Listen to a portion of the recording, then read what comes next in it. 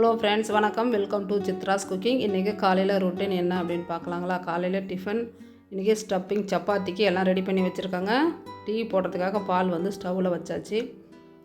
Stuffing சப்பாத்திக்கு தேவையான காய்கறிகள் எல்லாம் கட் பண்ணி எடுத்துக்கலாங்க. ஆனியன் வந்து இப்போ மெலிசாக நீட்டாக கட் பண்ணிகிட்ருக்கேன். டொமேட்டோ ஒன்று, கேப்சிகம், கேபேஜ் இதெல்லாம் வந்து மெலிசாக கட் பண்ணி வச்சுக்கலாங்க. கூடவே நீங்கள் கேரட் இருந்ததாலும் கேரட்டும் கட் பண்ணி வச்சுக்கலாம். அதுவும் டேஸ்ட் வந்து ரொம்பவே நல்லாயிருக்கும். எல்லா காய்கறிகளுமே நல்லா மெலிசாக கட் பண்ணி வச்சுக்கணும்.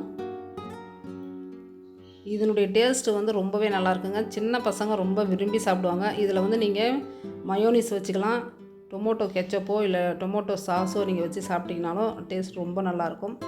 நான் வந்து வீட்டில் செய்யக்கூடிய மயோனிஸ் மட்டும்தாங்க யூஸ் பண்ணுவேன். கடையில் வாங்கக்கூடியது நான் வந்து யூஸ் பண்ணுறது இல்லை. அதனால் இன்றைக்கி மயோனிஸ் இல்லைங்க. முட்டை வந்து 3 முட்டை உடச்சிருக்கேன். அதில் உப்பும் மிளகுத்தூள் சேர்த்து முட்டையை நல்லா அடித்து வச்சுக்கோங்க. இதுவும் வந்து அந்த ஸ்டப்பிங்கில் நம்ம சேர்த்து செய்யும்போது டேஸ்ட்டு ரொம்ப நல்லாயிருக்கும். உடம்புக்கும் ரொம்பவும் ஹெல்த்து.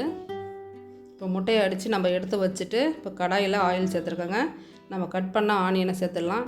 எல்லா காய்கறிகளுமே வந்து பார்த்திங்கன்னா ஒரு 75% மட்டும் வதக்கினீங்கன்னா போதுங்க. ஃபுல் அண்ட் ஃபுல் பாயில் ஆகணுன்ற அவசியம் இல்லை. ஸ்டப்பிங்கு அப்படி செஞ்சிங்கன்னா தான் டேஸ்ட் வந்து ரொம்பவே நல்லாயிருக்கும். இப்போ நம்ம கட் பண்ணி வச்சுருக்க காய்கறிகள் எல்லாமே சேர்த்து நல்லா வதக்கி விட்டுடலாம். இப்போ காய்க்கு தேவையான அளவுக்கு உப்பு சேர்த்துட்டு கரம் மசாலா 1 ஸ்பூன் அளவுக்கும் சிக்கன் மசாலா ஒரு 1/4 டீஸ்பூன் அளவுக்கும் சேர்த்திங்கன்னா அந்த ஃப்ளேவர் வந்து ரொம்ப நல்லாயிருக்கும். சிக்கன் மசாலா இல்லை அப்படின்னா சிக்கன் 65 மசாலா இருக்கும் இல்லைங்களா, அதை போட்டிங்கனாலும் டேஸ்ட்டு ரொம்பவே நல்லாயிருக்குங்க. இப்போ நல்லா காயை வந்து ஒரு 75% அளவுக்கு வதக்கி ரெடி பண்ணி எடுத்து வச்சுட்டோம். இப்போ நம்ம முட்டை அடித்து வச்சதையும் நம்ம வந்து தோசைக்கல்லில் ஊற்றி அதையும் ரெடி பண்ணி வச்சுக்கலாங்க. ஆம்லேட்டும் வந்து நல்லா மெலிசாக போட்டு வச்சுக்கோங்க. நம்ம தோசைக்கல்லேருந்து இப்படி திருப்பும் போதே நம்மளுக்கு தட்டில் வந்து விழுதுருங்க ஆம்லேட்டும். இப்போ மாவு வந்து நல்லா பிசைஞ்சு ரெடி பண்ணி வச்சுட்டோம் இல்லைங்களா, அதை திரட்டி எடுத்துக்கலாம். சப்பாத்தியை நல்லா மெலிசாக திரட்டிட்டு அது மேலே ஆயில் ஊற்றி நல்லா 2 பக்கம் வேக வச்சு எடுத்துடுங்க. சப்பாத்தி வந்து நல்லா சாஃப்டாக இருக்கணும். இப்போ நம்ம ரெடி பண்ணி வச்சுருந்த எக்கையும் நல்லா மெலிசாக கட் பண்ணி எடுத்துக்கலாம்.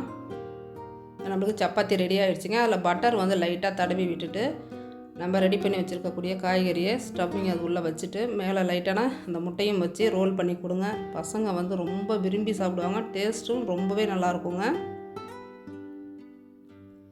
அதான் மயோனிஸ் இல்லைருந்து டொமேட்டோ சாஸ் இந்த மாதிரி இருக்கிறத ஊற்றுனீங்க அப்படின்னா ரொம்பவே நல்லாயிருக்கும். அதுவும் நம்ம வந்து ஹெல்த்தானதாக நம்ம வீட்டிலே ரெடி பண்ணி கொடுங்க. ரொம்பவே பசங்க வந்து ரொம்ப விரும்பி சாப்பிடுவாங்கங்க.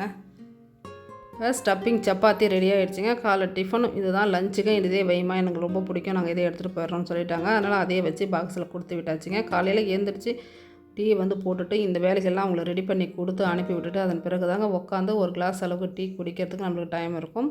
இந்த வீடியோ உங்களுக்கு பிடிச்சிருந்ததுன்னா ஒரு லைக் பண்ணி சப்ஸ்கிரைப் பண்ணுங்கள். தேங்க்யூ.